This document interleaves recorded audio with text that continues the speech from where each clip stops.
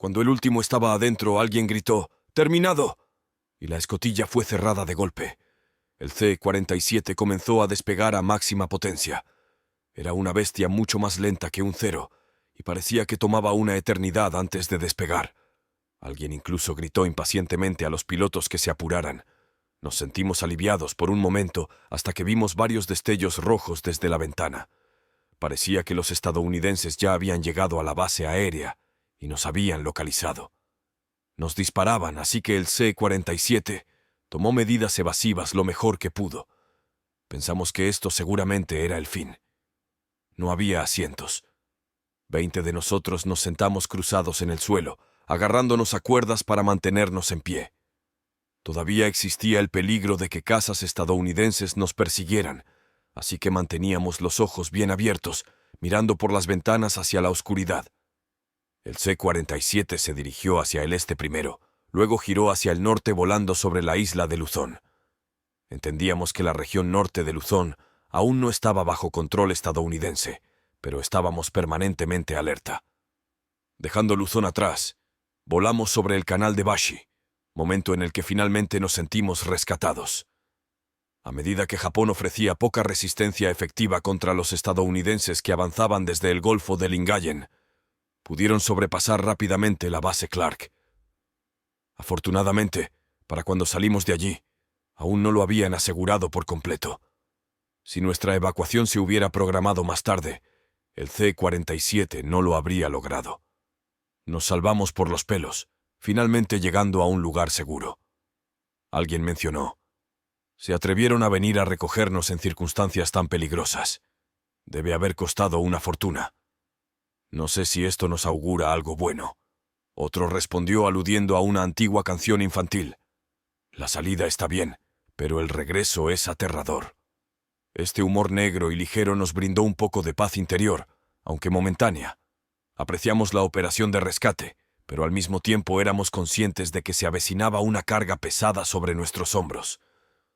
Aunque nuestras vidas habían sido salvadas momentáneamente, sentí que había envejecido considerablemente en el corto viaje. La operación de rescate debe haber sido ordenada en la sede de la flota combinada. Evacuar almas abandonadas hasta entonces ciertamente no era lo que nuestra armada solía hacer en el pasado. La operación se coordinó de manera excelente y nos desconcertaba cómo la sede sabía que estábamos escondidos con los demás en las montañas. Claramente necesitaban pilotos de Cero, lo que indicaba que la armada estaba en problemas aún más serios. La mayoría de los pilotos experimentados ya habían sido asesinados. Alrededor de 20 años después de la guerra, un graduado de Yokaren se encontró con un veterano del Grupo Aéreo 205 en una reunión en Yokohama. Resultó ser el piloto del C-47 que vino a buscarnos. Años después también me encontré con el mismo individuo en un servicio conmemorativo en el santuario Yasukuni en Tokio. Alguien me llamó. «Hola, Odachi, ¿sabes quién soy?». Supe de inmediato. «Adivina quién sacó sus traseros de Filipinas en ese Douglas». «Oh, sí. Debió haber sido usted», respondí. Lo último en lo que pensaba cuando nos estábamos largando de allí era quién era el piloto. Mirando hacia atrás, no fue tarea fácil rescatar a un grupo de aviadores a la luz de la luna en un C-47 desarmado en territorio hostil. Me sentí verdaderamente endeudado con él. El almirante Onishi, de la primera flota aérea naval, y el almirante Fukudome, de la segunda flota, junto con su séquito, iniciaron la retirada de Filipinas a Taiwán el 10 de enero de 1945. El personal naval dejado en Taiwán fue reorganizado y ordenado a defender las bases de Clark Field.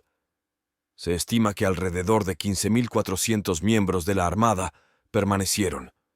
Con una grave escasez de armas, municiones, alimentos y medicinas, retroceder frente al avance estadounidense era una tarea inalcanzable. El número de personas que sobrevivieron a esta empresa condenada fue de apenas 450 hombres. Los demás murieron honorablemente, con una resolución inquebrantable contra probabilidades insuperables. Una tropa liderada por el capitán Naohiro Sada decidió que era inútil enfrentarse a los estadounidenses y, en su lugar, optaron por esconderse en el monte Pinatubo. Después de la rendición de Japón, los hombres descendieron de la montaña de manera ordenada, con una bandera blanca. Las fuerzas del ejército imperial japonés también fueron diezmadas. Al final de la matanza, alrededor de 518.000 soldados japoneses murieron en Filipinas. De ellos, los restos de unos 370.000 hombres militares japoneses han sido repatriados a Japón, pero cerca de 150.000 aún descansan en Filipinas. Se dice que más de 1 millón de personas murieron allí, muchos de los cuales eran civiles. Estados Unidos perdió alrededor de 15.000 hombres. Estas impactantes cifras son una clara indicación de la suerte que tuvimos, mis camaradas y yo, al ser rescatados. También muestra lo desesperada que estaba la Armada por conseguir pilotos para ataques kamikaze en un último esfuerzo por defender el territorio japonés. El C-47 que nos evacuó de Filipinas llegó a la base aérea de Kaohsiung en Taiwán, justo antes del amanecer el 3 de febrero de 1945. 3 años y 2 meses antes, la flota de la Armada Imperial Japonesa zarpó de este mismo puerto para expulsar a los estadounidenses. Clark Field fue uno de los principales objetivos en lo que fue una campaña altamente exitosa que permitió a Japón obtener el control de la región. La situación había cambiado drásticamente desde entonces, y Kaohsiung había sido devastada por los bombarderos estadounidenses. Al salir del avión, nos dirigieron a una tienda de campaña y nos sirvieron un desayuno de arroz blanco. Vertimos huevo crudo sobre el arroz y lo devoramos sin dejar de respirar. El personal de la tienda de campaña nos miraba desconcertados por lo hambrientos que estábamos. Nos bañamos por primera vez en 4 meses e incluso logramos afeitar nuestros rostros peludos. Pasamos una noche tranquila antes de ser trasladados en camión a Tainan y luego en tren a la base aérea de Taichung. Llegamos el 5 de febrero por la mañana y nos encontramos con pilotos que habían escapado de Clark a Tujekarao a pie, así como supervivientes de Singapur y Borneo. Nadie esperaba volver a ver a los muchachos que desaparecieron en las montañas, así que nuestra llegada causó bastante revuelo. Era como una gran reunión, pero la reunión era por una razón muy sombría. Todos fuimos incorporados como miembros del Grupo Aéreo 205 de la Primera Flota Aérea Naval. El teniente coronel Asaichi Tamai fue nombrado nuestro comandante, pero recibí mis órdenes verbalmente del vicealmirante Fukudome, comandante en jefe de la Segunda Flota Aérea Naval. Esto marcó el lanzamiento del Cuerpo de Ataque Especial Kamikaze Taigitai, que significa Gran Fuerza de Causa. Las unidades kamikaze solían recibir designaciones antes de partir en misiones suicidas. Esta fue la primera y única vez que a todo un grupo aéreo se le otorgó un nombre kamikaze. Desde el inicio de la formación de Taigitai, 3 flotas navales proporcionaron 48 ceros adicionales, haciendo un total de 144. Todos estábamos en espera inmediata de asignaciones kamikaze desde las bases aéreas de Taichung, Hsinchu y Tainan. Para obtener más ceros, aunque supuestamente teníamos 144 ceros, la verdad es que muchos no estaban operativos. Como la mayoría de los pilotos, no tenía mi propio cero, así que unos 10 de nosotros fuimos enviados a Japón a mediados de febrero para adquirir aviones para misiones kamikaze. Los ceros salieron de las líneas de producción de Mitsubishi Heavy Industry en Suzuka, prefectura de Mie, y en Nakajima Aircraft Company, en Ota, prefectura de Gunma. Nos dividieron en 2 grupos. A mí me enviaron a Suzuka. Abordamos un C-47 en Hsinchu y nos dirigimos a Kasanohara en la prefectura de Kagoshima, donde había recibido entrenamiento como cadete de Yokaren. Después de aterrizar, fuimos directamente a la tienda del puesto de mando. Nuestro líder saludó al comandante. «Somos del Grupo Aéreo 205. Nuestra misión es adquirir nuevos ceros». Tales saludos formales eran protocolo cuando los aviadores visitaban otras bases. Había unos pocos oficiales de alto rango sentados en un banco. Cruzadas en el suelo en 4 líneas a ambos lados de ellos, había alrededor de 200 reclutas estudiantes, todos con el rango de alférez. Conocía al líder del escuadrón. Era el teniente de vuelo Asai de Storm Corps. «Oye, Kazu», me llamó con voz alta. Se acercó a mí con una amplia sonrisa en su rostro. Habían pasado menos de 1 año desde que dejé esta base para ir a Taiwán, pero él se quedó y fue ascendido de subteniente a teniente de vuelo. Un graduado de la Academia Naval, siempre había sido amable conmigo y sin importar su rango superior, sentía que éramos amigos. Al informarle sobre mis experiencias en Filipinas, de repente me di cuenta de cuánto había sucedido en tan poco tiempo. Nos dirigimos a Suzuka en tren al día siguiente. Nos quedamos en una posada antigua en la ciudad de Tsu, capital de la prefectura de Mie. Fue la primera vez en mucho tiempo que dormí en un futón suave sobre esteras de tatami. Al día siguiente nos enviaron un lujoso automóvil cortesía de Mitsubishi Heavy Industry para llevarnos al campo de aviación adjunto a la fábrica de Mitsubishi. Esa tarde probamos algunos ceros nuevos y seleccionamos algunos para volar de regreso a Taiwán. Subimos a los últimos modelos 62 de ceros. Comencé a volar en el modelo 32, por lo que los ceros habían sufrido varias modificaciones en un breve periodo. Mi primera impresión del modelo 62 fue que era torpe al despegar. Tomó más tiempo despegar y necesité tirar completamente hacia atrás la palanca central para despegar. El modelo 32 solo necesitaba 30 metros antes de comenzar a deslizarse, pero el modelo 62 no se volvía más ligero incluso después de 70 a 80 metros a toda potencia, debido a que se aumentó el peso del armazón. El modelo 32 estaba armado con 2 ametralladoras de 7.7 milímetros de calibre unidas al cuerpo y 2 cañones de 20 milímetros en las alas principales. El modelo 62 tenía una ametralladora de calibre 13 milímetros en el cuerpo y 2 de calibre 13 milímetros más 2 de calibre 20 milímetros en las alas. También tenían cargadores más grandes, por lo que estas adiciones en armamento lo hicieron más pesado. El motor se mantuvo en 1000 caballos de fuerza como siempre, así que aunque la potencia de fuego era mayor, la maniobrabilidad del cazador disminuyó en general. También noté que se habían agregado cierres al tren de aterrizaje para sujetar bombas. Royal Escort to Shanghai. Creo que fue el 24 o 25 de febrero, cuando hicimos una parada en Kasanohara en nuestros nuevos ceros en nuestro viaje de regreso a Taiwán. El grupo que fue a la Nakajima Aircraft Company en Gunma también vino a Kasanohara. El teniente de vuelo Asai estaba esperando nuestra llegada y trató de convencernos de quedarnos en Kasanohara como instructores de vuelo para reclutas estudiantes. Aunque los estudiantes estaban altamente educados y su rango militar era más alto que el nuestro, el periodo de entrenamiento era absurdamente corto y tenían casi ninguna experiencia de vuelo. Pensé, estamos en un apuro grave. No respondimos de inmediato al teniente de vuelo Asai y solicitamos más tiempo para considerar su propuesta. Sentados como solíamos hacerlo en círculo bebiendo en los cuarteles, discutimos qué hacer. Aunque todos éramos adolescentes, habíamos enfrentado situaciones difíciles en Filipinas y en otros lugares. Aunque éramos jóvenes, olíamos a la pestilencia de la guerra. Asai hizo esta solicitud inesperada porque había una escasez crítica de instructores. Casi todos los veteranos experimentados que hubieran sido perfectos para el trabajo estaban muertos. Nos asignaron llevar a cabo misiones kamikaze, por lo que regresar a Taiwán significaba una muerte segura más pronto que tarde. Existía la posibilidad de sobrevivir a esta detestable guerra aceptando la oferta de Asai. Nos tratarían bien como instructores e incluso nos asignarían habitaciones separadas. Además, no era como si hubiéramos solicitado una comisión tan atractiva. El teniente de vuelo nos eligió. Sin embargo, finalmente tuvimos que reconocer lo que sabíamos en lo más profundo.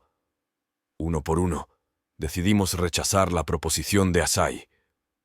«No quiero que piensen que soy un cobarde con miedo a morir», dijo uno. «Pensarán que nos rajamos después de tener algunas comidas decentes en casa», dijo otro. Unánimemente llegamos a la decisión de regresar a nuestra base. Después de todo lo que habíamos pasado, sentíamos el deber de cumplir nuestras órdenes y morir por la gran causa. Volvamos con los demás. Muriamos juntos. Palabras valientes sin duda, pero hablando honestamente, la oferta de Asai era tentadora, y él la hizo abiertamente frente a sus subordinados. Bebiendo nuestro vino de arroz, continuamos reflexionando sobre la situación. Alguien dijo, «Kazu, al menos deberías quedarte». Otro dijo, «Sí, solo fue porque Asai te conoce que hizo la oferta». Asai me había mostrado un favor considerable, pero no había manera de que pudiera aceptar esa idea. «¿Qué diablos? ¿Crees que te vas a volver a Taiwán sin mí?» Alguien más intervino para ayudarme. «No podemos dejar a Kazu aquí solo. Mientras el debate franco y acalorado sobre mi permanencia continuaba, la puerta se abrió silenciosamente y un oficial con un uniforme desconocido pero regio entró en nuestra habitación.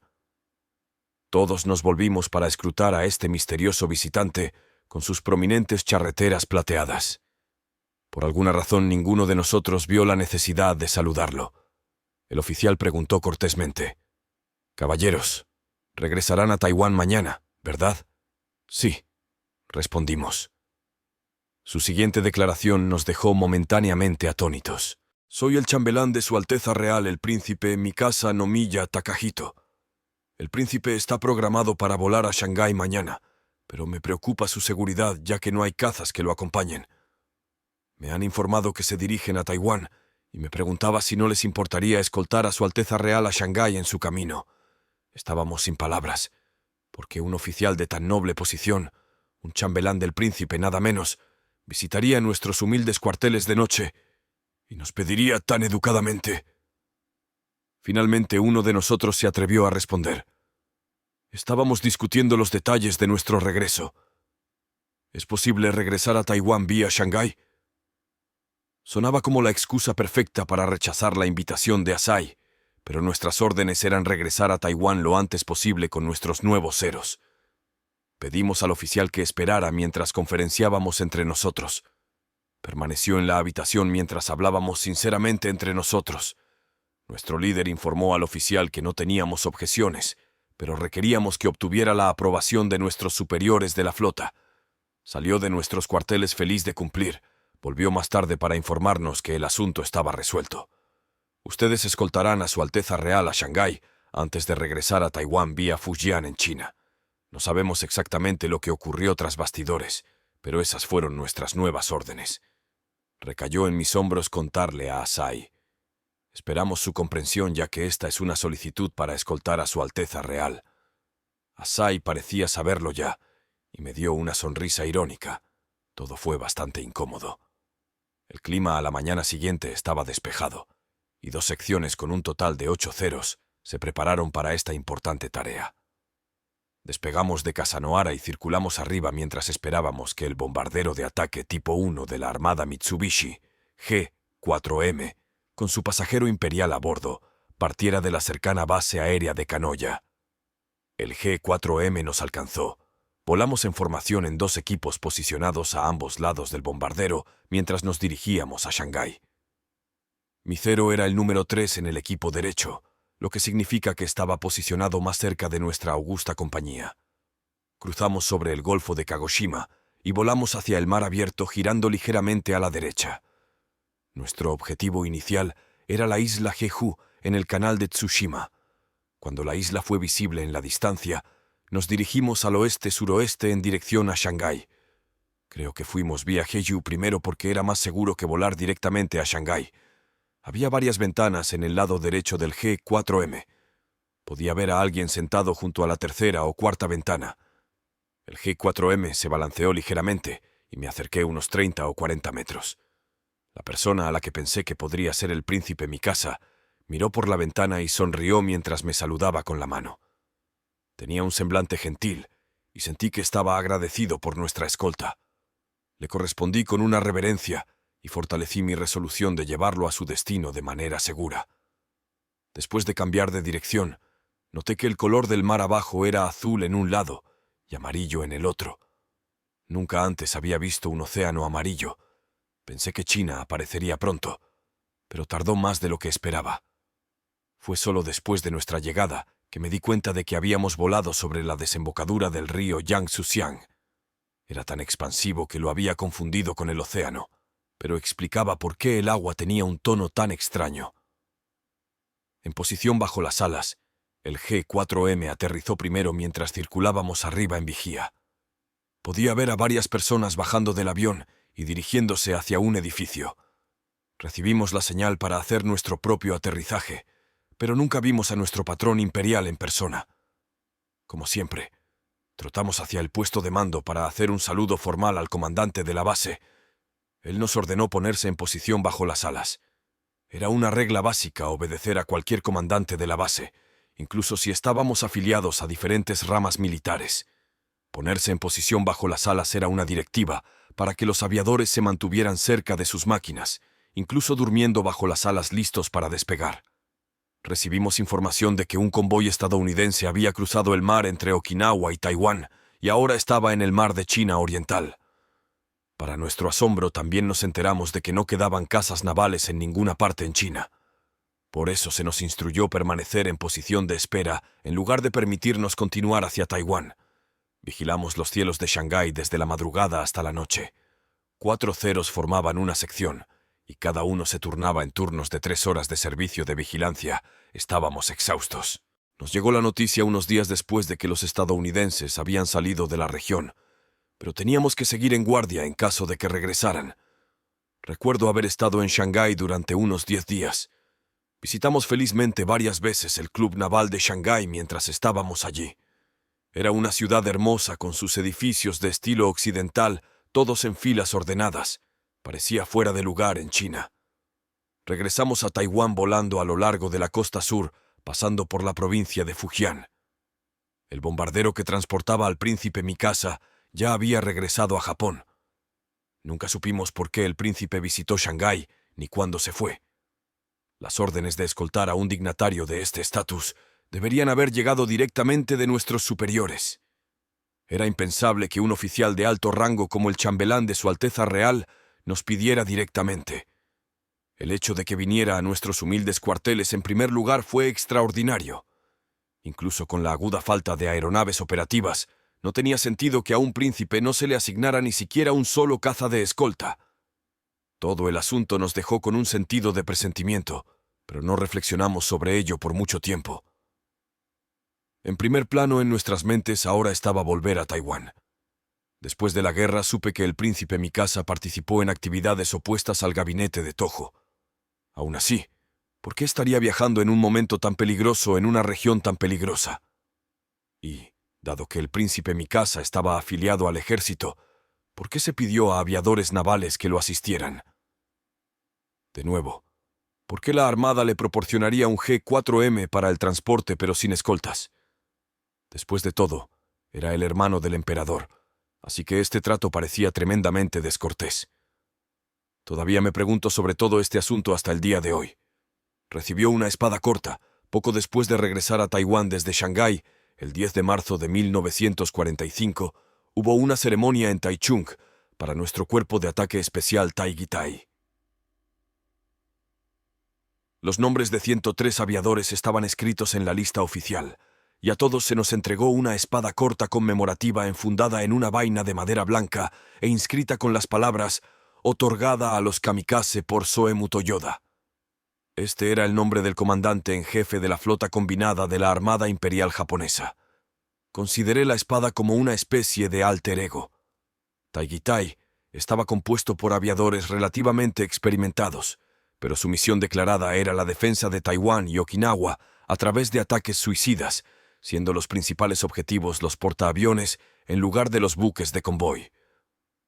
Nuestra base principal estaba en Taichung, pero las unidades se distribuían en Shinshe, Tainan, Hsinchu, Yilan, Ishigakijima y Miyakojima, 2 islas pertenecientes a Okinawa, ubicadas al este de Taiwán.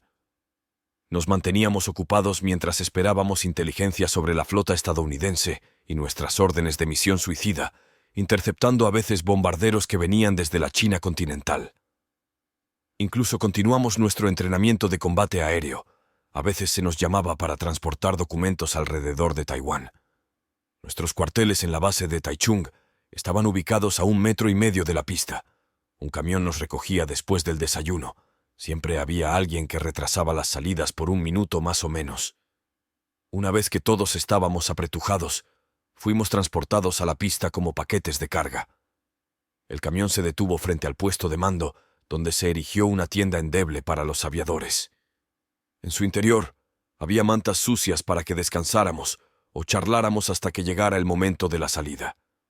A mediados de marzo, recibimos la noticia de que la flota estadounidense estaba al este del mar de Taiwán. El Taigitai transfirió su fuerza principal a la base aérea de Yilan, en la costa noreste de Taiwán, haciendo de Miyakojima e Ishigakijima la vanguardia de los ataques kamikaze. Estuve destacado en Yilan. Las bombas adjuntas a los ceros, en los primeros ataques suicidas, pesaban 200 kilogramos. Con el tiempo, sin embargo, las impresionantes bombas de 500 kilogramos y 2,5 metros de longitud se convirtieron en la norma. Recuerdo golpear una lista para ser montada en los enganches y murmurar para mí mismo: «Subiremos juntos». Los ceros del modelo 62 pesaban poco más de 2 toneladas, lo que significa que las bombas que llevábamos eran una cuarta parte del peso. Los equipos de mantenimiento usaban carros para mover y sujetar explosivos al tren de aterrizaje. Cuando los carros se deslizaban desde debajo de las bombas, los ceros descendían notablemente debido al repentino aumento de peso. Nunca diseñados para llevar una carga tan pesada, el estrés adicional en la suspensión hacía que los ceros temblaran sobre las pistas llenas de baches, haciéndonos vibrar hasta los huesos. Necesitábamos de 100 a 120 metros de pista para despegar en buenas condiciones contra el viento sin bombas. Con una bomba de 250 kilogramos debajo de nosotros, necesitaríamos 500 metros a toda potencia. Las bombas de 500 kilogramos exigían correr toda la longitud de la pista antes de despegar. Siempre tenía miedo de no despegar. Todo lo que podía hacer era rezar por el despegue, y se requería toda la potencia del cero para conseguirlo. Una vez en el aire, la ascensión era dolorosamente lenta. La palanca tenía que empujarse hacia adelante a toda potencia solo para alcanzar la velocidad de crucero. Apenas volaba y nuestro alcance se reducía significativamente. La primera vez que experimenté una maniobrabilidad degradada, dudé si llegaría tan lejos como el enemigo. Cargar bombas de 500 kilogramos fue un movimiento impráctico e imprudente. Esta fue mi segunda gira en Taiwán. Aunque la situación de la guerra había empeorado un poco, la vida allí era mucho mejor que en Filipinas. Incluso se nos permitía tomar licencia en ocasiones. Aunque los ataques estadounidenses continuaban, aún teníamos tiempo para ir al pueblo a cortarnos el pelo. Para nosotros, realmente se sentía como si Taiwán fuera parte de Japón, y caminábamos por la ciudad vestidos informalmente. Llevaba una camisa de cuello abierto y mangas cortas, y pantalones caqui cuando 3 de nosotros visitamos un estudio para tomar algunas fotos conmemorativas. Mis 2 amigos murieron en misiones kamikaze poco después. Cuando estábamos en Taichung antes de mudarnos a Yilan, una familia local se ofreció a hacer de su casa nuestra posada. Este era un término usado para residencias privadas que podíamos usar de forma gratuita como una especie de casa de vacaciones para alejarnos del estrés de la base. El propietario de esta morada en particular era un graduado del Departamento de Tecnología de la Universidad de Waseda. Estaba en Taiwán para gestionar una fábrica de municiones. La mayoría de los supervisores de negocios y fábricas relacionadas con Japón en Taiwán eran ciudadanos japoneses. Su hija era un poco más joven que nosotros y trabajaba en un banco local. 4 de nosotros aceptamos su amable oferta. Cada vez que obteníamos un permiso, íbamos primero a nuestra posada. Decidiríamos de antemano a qué bar o club ir esa noche y luego avisaríamos a la familia de nuestro horario, advirtiéndoles que podríamos regresar tarde. Tomábamos un autobús desde la base y bajábamos en la parada frente al Banco de Taiwán en la carretera principal. Siempre había muchas chicas esperándonos allí. Estos eran momentos fugaces de felicidad, ya que nunca sabíamos cuánto tiempo nos quedaba. La batalla de Okinawa y los ataques kamikaze. Después de que las tropas estadounidenses tomaron el control de Filipinas, el siguiente paso fue Okinawa. La invasión de Okinawa comenzó el 1 de abril de 1945. La División de Infantería estadounidense 77 desembarcó primero en las costas de las islas Kerama, cerca de la costa suroeste de las islas principales de Okinawa. Esto fue para prepararse para un asalto directo al Japón continental, por lo que las fuerzas aliadas pasaron por alto completamente a Taiwán. Los mares alrededor de Okinawa estaban llenos de barcos aliados. Se informa que Estados Unidos desplegó 16 portaaviones regulares, 28 portaaviones de escolta, 23 acorazados, 39 cruceros, 205 destructores y un número incontable de barcos de convoy. Hubo un número sin precedentes de tropas, con alrededor de 450,000 soldados, tanto de la Armada como del Ejército. De ellos, alrededor de 180,000 eran personal de fuerzas terrestres. Japón tenía solo 120,000 hombres en combate, principalmente del ejército. Convirtieron a Okinawa en una fortaleza en un intento desesperado por repeler a los invasores y detener la inevitable invasión del continente. Se llevaron a cabo numerosos ataques suicidas kamikaze desde el cielo y el mar. Las hostilidades en Okinawa duraron aproximadamente 3 meses. Solo en las batallas terrestres, aproximadamente 200.000 personas, incluidos ciudadanos, perdieron la vida.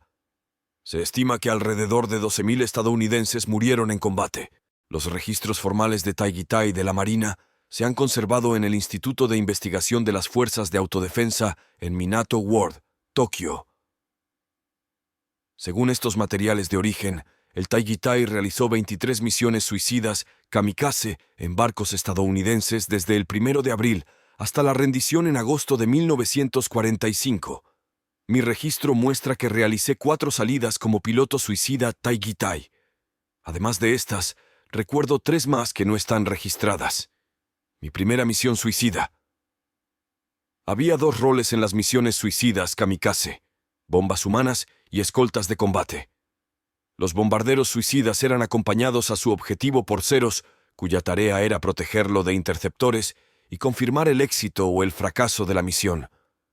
El cero de escolta servía esencialmente como un escudo para el bombardero suicida hasta que realizaba su inmersión mortal, por lo que los pilotos necesitaban ser aviadores altamente calificados.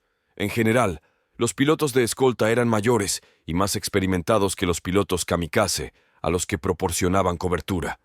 Mi primera salida fue el 4 de abril de 1945, en lo que fue la 4ª misión de ataque suicida del Taigitai. Un avión de reconocimiento descubrió la ubicación de 4 portaaviones enemigos y recibimos la orden de jugárnosla. Mi sección consistía en 2 ceros de escolta y 2 bombarderos suicidas. Mi cero estaba cargado con una bomba de 500 kilogramos. Despegamos de la base aérea de Ishigakijima a las 7:35 de la mañana y volamos hacia las coordenadas a 10 a 15 metros sobre la superficie del mar para evitar ser detectados por el radar enemigo. Si nos descubrían a esta altura, no había posibilidad de escapar de los interceptores que se precipitaban desde arriba. Incluso con suficiente altitud, aún estaríamos seriamente en desventaja, pero al menos teníamos la oportunidad de sumergirnos rápidamente para evadir el fuego de ametralladoras. Sin embargo, esta altitud significaba que las medidas evasivas hacia la derecha o la izquierda resultarían en que una de las alas se sumergiera en el mar, y eso sería catastrófico. Además de la precariedad del vuelo bajo, estaba la imposibilidad de descartar la bomba en caso de emergencia. Nos volaríamos a nosotros mismos o seríamos envueltos por la pared de agua de la explosión. Quedaba a nuestra discreción si descartar la bomba y luchar o evitar el combate y regresar a la base, salvando así la máquina para una misión segura. Arrojar la bomba requería ascender a 200 metros. En resumen, nuestra única esperanza era detectar a los interceptores antes de que nos detectaran. Los altímetros del cero no eran muy precisos, así que mantenía una mirada muy cautelosa en la superficie del mar. Esto no dejaba mucho margen para observar el cielo arriba, ya que un segundo de distracción podría significar estrellarse en lo profundo del océano.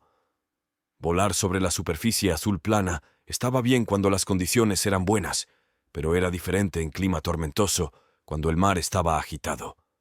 Nada era más aterrador que las olas que se arremolinaban bajo las alas. Todavía tengo visiones del oscuro océano, con sus crestas blancas de olas acariciando mi tren de aterrizaje. El mar no estaba tan agitado en mi primera salida. Los demás pilotos también lo notaron, así que nos comunicamos entre nosotros con señales de mano. Parecían estar navegando alrededor de 4.000 metros.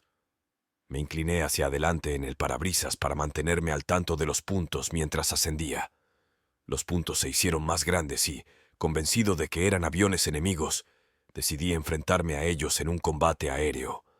Solté la bomba y mi cero se elevó de repente como si estuviera encantado de liberarse de la bola y cadena de 500 kilogramos. Vi que el otro cero de mi sección, también cargado con una bomba, se elevó de repente al liberar su carga debilitante. 2 bombas explotaron en rápida sucesión en la superficie del mar. Sabía que esto nos delataría. Subimos rápidamente, nivelándonos de vez en cuando para confirmar la posición del enemigo. 4 Grumman F-6Fs, Venían directamente hacia nosotros. Volaban alrededor de 6.000 metros, mientras nosotros estábamos solo a 2.000 metros. Lo menos que podía hacer era evitar que me dispararan desde arriba, así que me dirigí directamente hacia el Hellcat, preparado para recibir fuego desde el frente. Siguiendo lo que me enseñaron en el entrenamiento, cargué contra el Hellcat para que mis hélices mordieran sus entrañas. Si el Hellcat se retiraba de este juego de la gallina y me mostraba su vientre, la victoria sería mía. Sin embargo, el Hellcat era mucho más rápido y volaba directamente hacia mí. Necesitaba más velocidad, así que apunté mi nariz hacia abajo en un picado para aumentar mi velocidad. Aún así, el Hellcat logró maniobrar hacia la posición óptima de disparo detrás de mí. Sintiendo que estaba a punto de ser volado en pedazos, presioné fuertemente un lado del pedal, mientras tiraba simultáneamente del palo central hacia el lado opuesto con todas mis fuerzas. Esto hizo que mi cero se deslizara justo cuando el Hellcat abría fuego con sus ametralladoras. La ráfaga de plomo pasó de largo, pero fue una escapada escalofriantemente estrecha. El Hellcat volvió para otro intento. No tengo memoria exacta de lo que hice, pero de alguna manera logré repeler los ataques. El combate aéreo duró solo unos minutos, y quedé exhausto y separado de los otros ceros. Había estado centrado únicamente en sobrevivir al enfrentamiento y había perdido por completo mi orientación. Necesitaba regresar a la base, pero no podía estar seguro de si estaba volando hacia territorio enemigo en su lugar. Abrí el mapa de vuelo en mi muslo izquierdo y coloqué la carpeta con mi memorando de misión en el derecho. Cuanto más alto vuelas, es más probable que se produzca la pérdida de memoria, por lo que escribir información como la dirección en el bloc de notas era crucial para encontrar el camino de regreso a casa. Obviamente, esto estaba fuera de discusión cuando el enemigo venía desde todos los ángulos. Volé alrededor por un tiempo para confirmar que no había aviones enemigos, y luego comencé a reconstruir mi ubicación con el mapa y los memorandos. Volé 135 grados por aquí, me enfrenté aquí, tal vez 2 bucles en este punto, luego me dirigí en esta dirección. Calculé varios puntos con mi brújula e hice una suposición educada, repitiendo 260 grados en voz alta para no olvidar. Vi la isla de Miyakojima frente a mí. Despegué de la isla de Ishigakijima, pero decidí aterrizar allí de todos modos. Uno de los escoltas de mi sección ya había llegado. Me informaron más tarde que el otro bombardero suicida había hecho un aterrizaje de emergencia en Ishigakijima y su acompañante había regresado a salvo a la base. Afortunadamente, todos habíamos sobrevivido al encuentro. Regresé a Miyakojima el mismo día y descubrí que de los otros 8 pilotos kamikaze que habían salido ese día, uno se estrelló exitosamente contra un barco de convoy. Salidas consecutivas con bombas. Un bombardero estadounidense fue derribado sobre Ishigakijima. Entre las pertenencias de un piloto que se eyectó estaba un mapa de vuelo que mostraba la ubicación de los barcos de tropas de Estados Unidos. Con esta información en mano, salimos temprano a la mañana siguiente. A las 7:20 de la mañana, un bombardero suicida y un cero de escolta despegaron. 3 bombarderos suicidas más, incluyéndome a mí, y 2 compañeros de ala despegaron poco después. Nuestras órdenes eran dirigirnos primero a la isla de Hateruma, al sur de Ishigakijima, volar 110 grados hacia la derecha durante 150 kilómetros, luego girar hacia la derecha nuevamente por otros 18 kilómetros para buscar y destruir barcos enemigos. Con una bomba de 500 kilogramos debajo de mí, me embarqué en lo que fue la 5ª salida del Taigitai. Casi de inmediato, uno de los ceros tuvo que regresar a la base con problemas en el motor. 10 minutos después, el motor del líder del equipo, el teniente Takeuchi, se apagó a 15 metros de altitud. Volando a su izquierda y hacia atrás, vi un destello de él tratando desesperadamente de reiniciar el motor. Su cero desapareció en el océano con apenas un chapoteo. Conocí a las hermanas del teniente Takeuchi en una ceremonia conmemorativa en el santuario Yasukuni, 20 años después de la guerra. Les conté los detalles de su muerte, ya que los informes oficiales siempre omitían los detalles. Ellas habían estado desesperadas por conocer el destino de su hermano y esperaba que pudieran encontrar algún consuelo. 5 ceros se convirtieron en 3 en un abrir y cerrar de ojos. El segundo cero de escolta pilotado por el suboficial superior Hori Asumió el papel de líder de sección en lugar del subteniente Takeuchi. El tercer cero de escolta fue pilotado por mi amigo cercano, el suboficial de vuelo de primera clase Katsumi Kagawa. A pocos minutos de vuelo, avistamos un periscopio de submarino sobresaliendo del océano. No había duda de que era estadounidense, y Hori me señaló con señales de mano, sí o no. Aunque los ceros tenían radios para comunicarse, eran casi inútiles. Me estaba preguntando si debíamos eliminar el submarino. Le señalé de vuelta que no, al igual que el otro bombardero suicida. Nuestro objetivo debía ser un portaaviones, no un submarino. Si iba a irme, me llevaría un premio más grande. El submarino nos notó y se esfumó rápidamente en las profundidades, dejando un rastro de burbujas blancas. Un colega que fue a Estados Unidos después de la guerra encontró un informe de submarinos en una colección de registros de guerra. Decía: al extender nuestro periscopio sobre la superficie, vimos aviones japoneses dirigiéndose directamente hacia nosotros. Si nos hubieran bombardeado, no habríamos durado. Continuamos volando a lo largo de nuestra ruta programada en busca de un objetivo digno, pero no encontramos nada, lo que significaba regresar a la base para presentar un informe de objetivo no encontrado. Esto era difícil de conciliar, nauseabundo de hecho, ya que ya nos habíamos preparado psicológicamente para un frenesí de muerte. Estaba lloviendo fuertemente en Ishigakijima y era demasiado difícil aterrizar, así que nos desviamos a la base aérea de Hualien, ubicada en la costa este de Taiwán. Podía haber un gran banco de peces debajo, y solté mi bomba para un aterrizaje seguro.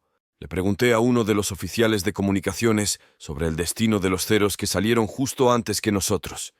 No habían regresado. Los registros del Taigitai indican desaparecidos después de atacar barcos enemigos. De los 7 ceros que hicieron la quinta salida del Taigitai ese día, 3 no regresaron. Nos sirvieron una montaña de pescado para el desayuno al día siguiente. Aparentemente, nuestras bombas aturdirían a todos los peces y serían recolectados con entusiasmo por los pescadores locales en la playa. En ese momento, realmente no tenía apetito por el pescado. En los barracones, las luces se atenuaban en nuestros alojamientos. La mayoría de las noches nos sentábamos alrededor de una vela y bebíamos. Aún jóvenes, no éramos exactamente bebedores experimentados, pero los chicos mayores hacían lo posible por animarnos. El alcohol aligeraba el ambiente y nos uníamos naturalmente haciendo planes para nuestra inminente muerte al día siguiente. A los pilotos se les daba una bolsa de provisiones de vuelo cada 2 días que contenía una pequeña botella de vino de arroz, cigarrillos y algunas tortas con ingredientes para suprimir el sueño. Cuando el vino de arroz y la comida escaseaban, íbamos a la cocina para abastecernos. Alguien me dijo que fuera a buscar más comida. Me dirigí a la cocina llevando mis 2 pistolas. Mis bolsillos estaban llenos de balas legadas por hermanos muertos. Entré en la cocina. «Oye, jefe, ¿qué tal un poco más de comida?» Si el cocinero rechazaba mi solicitud, pensaba disparar al techo con mis revólveres para asustarlo. Algunos de mis amigos ya habían utilizado esta táctica con gran éxito. El cocinero me entregó a regañadientes algunas conservas. Tan pronto como las latas se abrieron a la luz de la vela, 3 o 4 pares de palillos se sumergieron ávidamente en la comida. Los informes verbales de quién vivió y quién murió se convirtieron en parte de nuestra rutina diaria. 2 equipos salieron. Solo un tercio regresó a la base. 16 ceros salieron hoy. 6 no lo lograron. Esto tendía a hacernos aún más ansiosos por terminar con todo. Quiero seguirlos en un destello de gloria. Nuestra conversación estándar era «¿Quién va mañana?», a lo que alguien respondería con absoluta indiferencia. Ese sería yo. Nos habíamos vuelto indiferentes a los asuntos de vida y muerte. Nuestra única preocupación era hacer que el momento final contara. Mientras participábamos en nuestras sesiones nocturnas de bebida, descubríamos quiénes nunca se nos unirían nuevamente. Nos decíamos mutuamente: «Si llegas antes que yo, espera bajo los cerezos del santuario Yasukuni». O bien: «Asegúrate de ondear la bandera del Grupo Aéreo 205 en el cielo mientras esperas al resto de nosotros». Para ser honestos, ninguno de nosotros era particularmente religioso. Simplemente parecía correcto decir que nos encontraríamos de nuevo en la otra vida.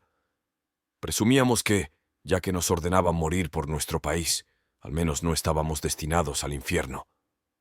Al final de nuestras sesiones de bebida, todos cantábamos. En la capital de los cerezos en flor, el santuario Yasukuni, dejémonos florecer como flores de cerezo y nos encontraremos de nuevo. También se cantaban otras canciones específicas de Kamikaze. Vivir o morir, sabemos que es una despedida para siempre, pero despegamos con una sonrisa mientras ruge el motor. Un amigo, y luego otro, todos perecemos como héroes.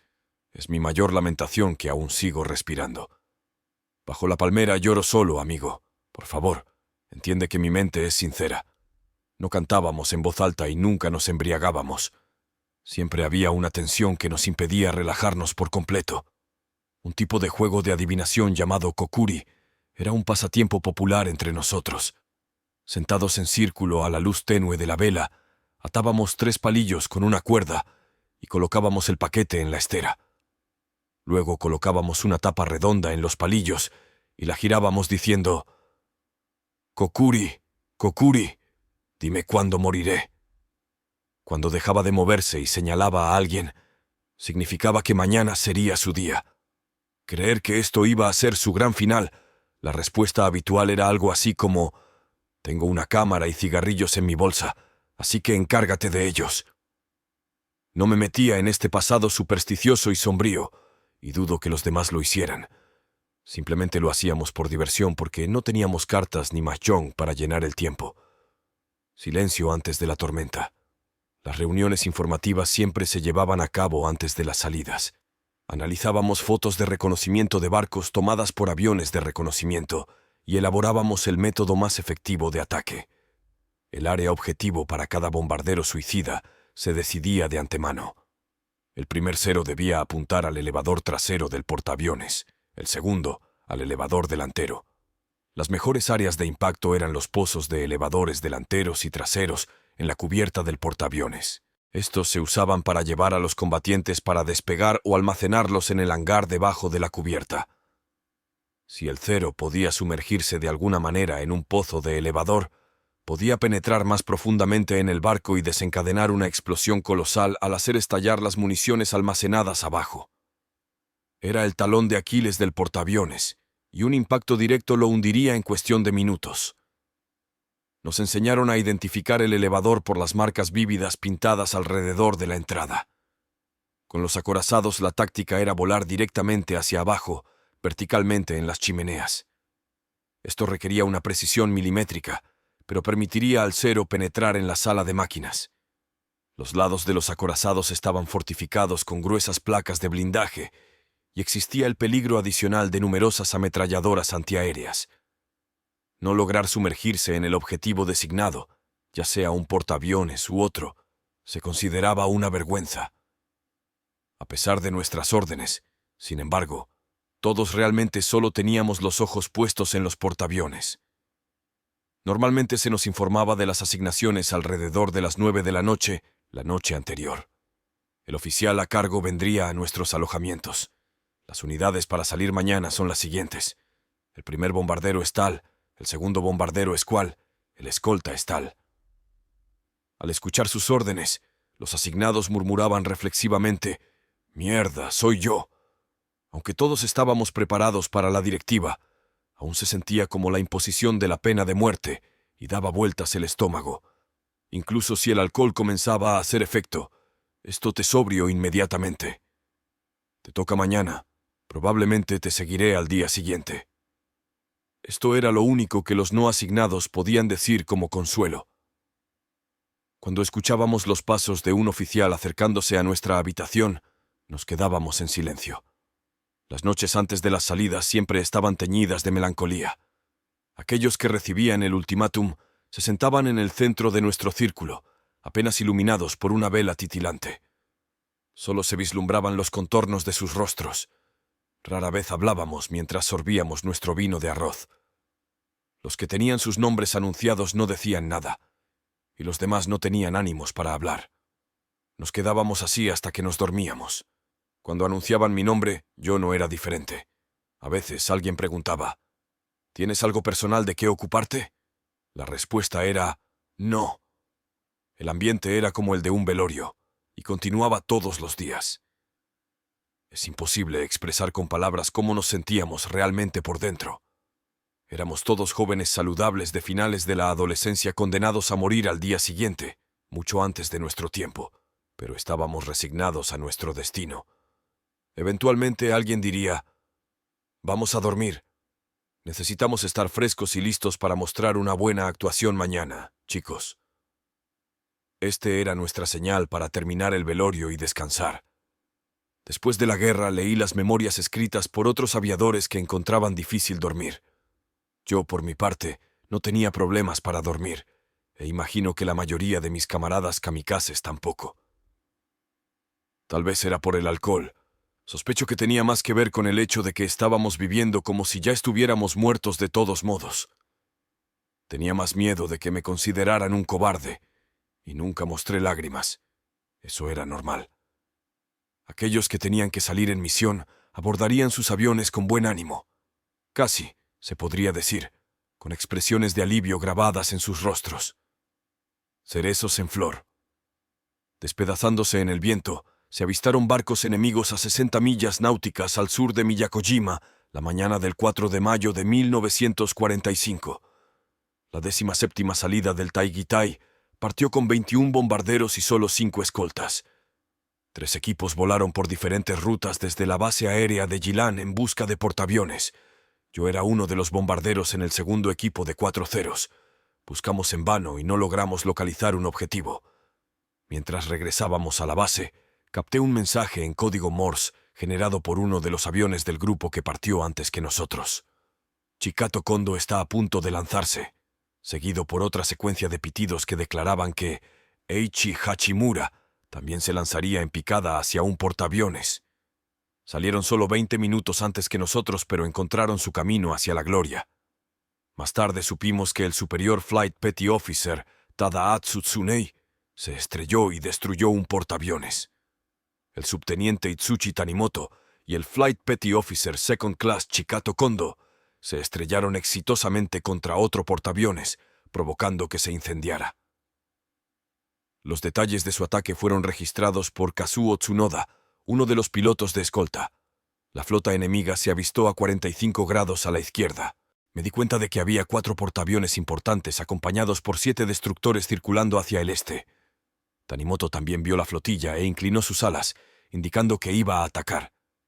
Voló directamente hacia el portaaviones desde la parte frontal derecha. El enemigo no tuvo tiempo de reaccionar con fuego antiaéreo, así que Tanimoto pudo penetrar en el medio de la cubierta. Su bomba de 500 kilogramos explotó, envolviendo el casco en una bola de fuego. Minutos después, el segundo cero se estrelló en la parte trasera de un portaaviones de tamaño medio. Volé bajo detrás del tercero y cuarto ceros para evitar el fuego antiaéreo. Alrededor de 2 minutos después, creo que fue el tercer cero el que se estrelló contra el gran portaaviones a mi izquierda trasera, resultando en una explosión enorme. Perdí de vista al cuarto, pero noté otra gran explosión aproximadamente 1 minuto después, a través del humo que se elevaba desde el mismo portaaviones. Presumí que este era el cuarto que encontraba su objetivo. A medida que abandonaba la zona hostil y disminuía la amenaza de ser perseguido, fui repentinamente inundado por la tristeza. Chikato se fue. Realmente se fue. Estaba inconsolable. Chikato Kondo era un compañero cerezo en flor de la clase especial B de Yokaren. Estuvimos juntos en Iwakuni, Nagoya, Oita, y luego en el cuerpo de tormentas en Kasanohara. Habíamos pasado por momentos difíciles juntos, ya que muchos de nuestros compañeros cadetes abandonaron el curso. En Filipinas y luego en el Taigitai, ambos habíamos sobrevivido por márgenes tan estrechos tantas veces. Era un hombre honesto y siempre obedecía órdenes sin quejarse. Los valientes que murieron en esta misión kamikaze eran amigos cercanos míos. Todos eran tipos estupendos. Parecía que estábamos charlando entre nosotros o jugando ajedrez japonés solo momentos antes. Al siguiente minuto estábamos en una misión buscando irnos en una bola de fuego. Esta era la existencia efímera de los pilotos kamikaze. Nada se decía cuando se daba la orden de partir. Era simplemente cuestión de abordar nuestros ceros y volar hacia la nada. Tantos de mis amigos murieron así. Incluso ahora, cuando veo sus nombres en alguna lista, las caras de cada uno aparecen ante mí exactamente como estaban en esos alegres momentos antes de saltar a nuestros ataúdes alados. Podría haber sido tan fácilmente yo el asignado a esa ruta en lugar de Chikato. Todo era tan aleatorio. Al acercarme a Ishigakijima, pude ver que las tripulaciones en tierra estaban llenando frenéticamente los baches en la pista. Los bombarderos estadounidenses habían atacado nuestra base justo después de que salimos en misión. Había un pequeño bulldozer disponible para esta tarea y estaba ocupado todo el día, todos los días. Uno de los miembros del personal en tierra me indicó con señales de mano hacia una sección adecuada para aterrizar. Mi indicador de combustible mostraba que el tanque estaba casi vacío y necesitaba aterrizar con prisa. El aterrizaje fue fuerte y mi cero tembló violentamente cuando toqué la superficie llena de baches. Vidas ya sacrificadas, perdimos amigos en cada salida. Cuando alguno de nosotros de alguna manera regresaba de una misión kamikaze, el saludo estándar era: «Oh, aún estás aquí». Nos sentábamos en círculo para quemar incienso por las almas de nuestros camaradas muertos y bebíamos en su honor sabiendo que muy probablemente sería nuestro turno al día siguiente. Era bastante extraño cómo nuestros corazones permanecían serenos durante estos días de muerte inminente. La línea divisoria entre la vida y la muerte se había vuelto borrosa más allá de la comprensión. Curiosamente, de nuevo, tales sentimientos tenían un efecto extraño de elevar nuestro ánimo. Aunque solo teníamos alrededor de 18 años, habíamos llegado a comprender, hasta cierto punto, el significado de la vida y lo que es ser humano. Enfrentarnos a nuestra mortalidad en cada momento nos permitió obtener percepciones que nos dieron un sentido de aplomo. Sabía que moriría en mi cero y solo quería que terminara y seguir a mis amigos al más allá. No sentía rencor, simplemente me resignaba a lo inevitable y estaba decidido a ir tan elegantemente como pudiera. Habíamos sido vapuleados por los estadounidenses y sabíamos que estábamos superados. No había forma de que derribara 80 aviones estadounidenses en el tipo de combates aéreos en los que los pilotos japoneses se regodeaban durante los primeros días de la guerra. Pero, si podía zambullirme en el pozo del ascensor de un portaaviones, entonces podría eliminar el barco, los 80 aviones que transportaba y sus 4.000 tripulantes. Eso, pensé, sería mi vida bien gastada. Sabía desde el principio que mi deber era servir a mi país y emperador. No obstante, nunca albergué realmente pensamientos elevados de morir por Japón cada vez que salía en misión. Sospecho que mis amigos tampoco. Todos estábamos simplemente resignados al hecho de que la muerte era inexorable. Teníamos una cita con la aniquilación, ya que era nuestra vocación. Mi familia y parientes estaban tratando de seguir adelante con la vida en casa, y si mi sacrificio contribuía a su bienestar, aunque fuera de manera pequeña, entonces no había arrepentimientos. Lo único que deseaba era un final honorable para mi vida como aviador. Como tal, no dejé un testamento, ni escribí cartas a mi familia. Pocos de nosotros lo hicieron. Los estudiantes reclutados para las misiones kamikaze desde las bases aéreas en Kyushu, sin embargo, escribían a sus familias. Esto es comprensible.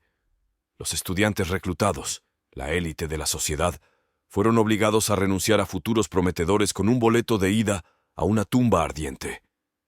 A pesar de su abismal falta de entrenamiento y experiencia, se esperaba que se inmolaran en el fruto más bajo colgando. Nosotros, los pilotos de Yokaren, por otro lado, siempre estábamos preparados para la muerte desde el momento en que elegimos nuestra vocación. De alguna manera pudimos aceptarlo como nuestra misión de vida predestinada, estrellarnos contra portaaviones por el bien del esfuerzo de guerra. Los reclutas estudiantiles eran superiores en rango que nosotros, los suboficiales, debido a su educación superior. En una flota, a veces veíamos hasta 20 reclutas estudiantes vistiendo el uniforme de alférez o subteniente. Los graduados de la Academia Naval eran tratados completamente diferente a los soldados estudiantes, incluso si su rango era el mismo. Eran reacios a compartir autoridad con los reclutas estudiantes, y había una discriminación flagrante en los camarotes de la tripulación. Recuerdo que un subteniente estudiante solía venir a quedarse con nosotros en los barracones de los suboficiales, en lugar de divertirse con sus iguales en los camarotes de los oficiales comisionados. Más reclutas estudiantes murieron que los graduados de la Academia Naval, pero aún más graduados de Yokaren murieron que los estudiantes.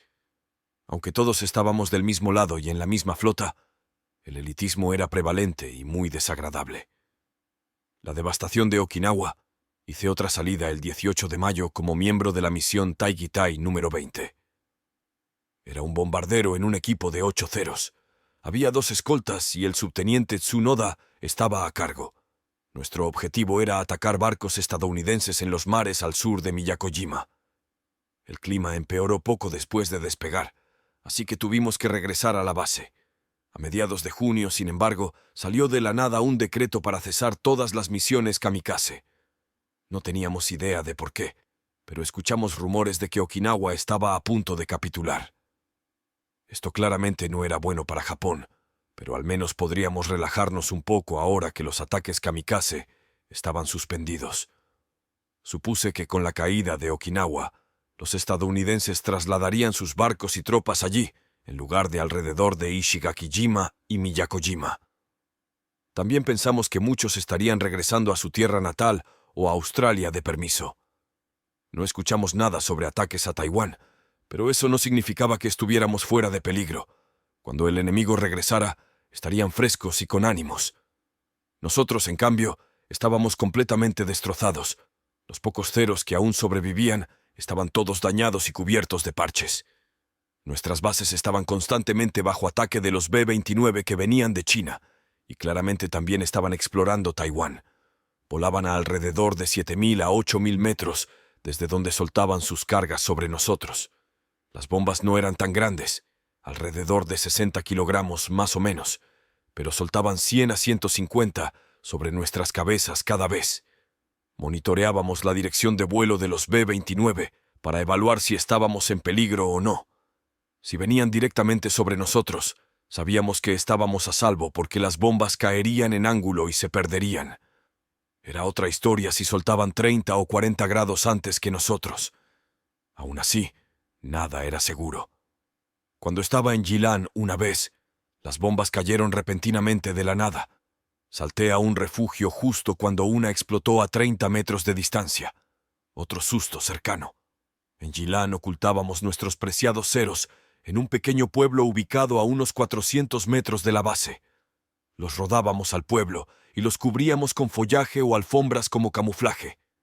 Los estadounidenses se abstenían de apuntar a los aviones escondidos en los pueblos para mitigar el daño colateral a los habitantes. Probablemente se dieron cuenta de que destruir pistas de aterrizaje sería suficiente y sabían que prácticamente no teníamos ceros operativos de todos modos. Sacábamos los ceros que teníamos de patrulla de vez en cuando e incluso hacíamos entrenamiento de combate para mantener nuestras habilidades afiladas. El problema era que ya no se podía obtener combustible de alta calidad y teníamos que conformarnos con gasolina de baja pureza. Esto significaba que los motores carecían de potencia y a veces se apagaban por completo. Interceptar y perseguir cazas enemigos no era una opción. Danza de las luciérnagas, la cesación temporal de las misiones kamikaze, pronto llegó a su fin. Me asignaron a la misión Taigitai, número 24, organizada unos días antes del 15 de agosto de 1945. Nuestras órdenes eran llevar a cabo un ataque suicida a los barcos enemigos alrededor de Okinawa, con todos los aviones operativos disponibles. Habían pasado casi 2 meses desde nuestra última salida kamikaze a mediados de junio.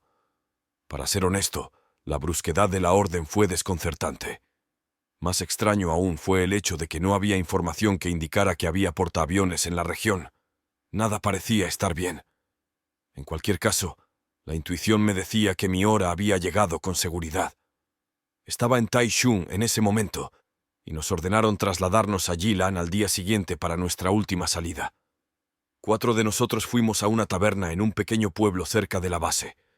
Caminamos por los campos de arroz en el lado sur de los barracones, negociando cuidadosamente los estrechos senderos.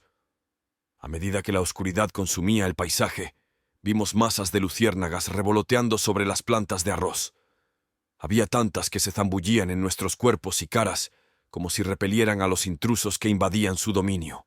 Las luciérnagas eran mucho más pequeñas que la variedad a la que estábamos acostumbrados en Japón. Alguien observó que deben de ser luciérnagas de salvado de arroz.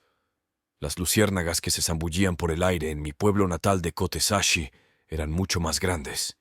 Tuve un flashback de cómo solía atraparlas en mi infancia. La multitud de luciérnagas que apareció ante nosotros esa noche era algo digno de contemplar. Hay tantas, pensé, pero nunca las volveré a ver. Podíamos distinguir tenues rayas azules y blancas mientras revoloteaban caóticamente ante nosotros. La vida de la luciérnaga es corta. Sentí una conexión cercana con ellas. Solo había un lugar para beber en el pueblo. Tomamos la habitación de atrás y nos sentamos en las esteras de paja.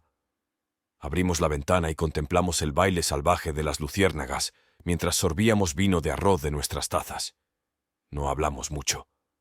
Aunque habíamos estado bebiendo la mayoría de los días, el sake de esa noche sabía particularmente bien. Le dije a las luciérnagas: «Oye, ven y únete a nosotros». Y algunas realmente lo hicieron. Adiós a ti, luciérnagas, porque mañana no estaré en este mundo. Recuerdo haberme bebido una botella grande de sake esa noche, pero no estábamos excesivamente intoxicados. Seguimos bebiendo hasta las 2 o 3 de la mañana. Luego caminamos de regreso a la base mientras cantábamos canciones de ataque kamikaze, con las piernas ligeramente inestables mientras tropezábamos por los arrozales. Fue la primera y última vez que vi luciérnagas bailando de la manera en que lo hicieron esa noche. Llegó la mañana y volamos a Yilan listos para morir. Hasta aquí el video de hoy. Recuerda suscribirte y dejar tu like para que sigamos trayendo contenido para todos ustedes. Hasta la próxima.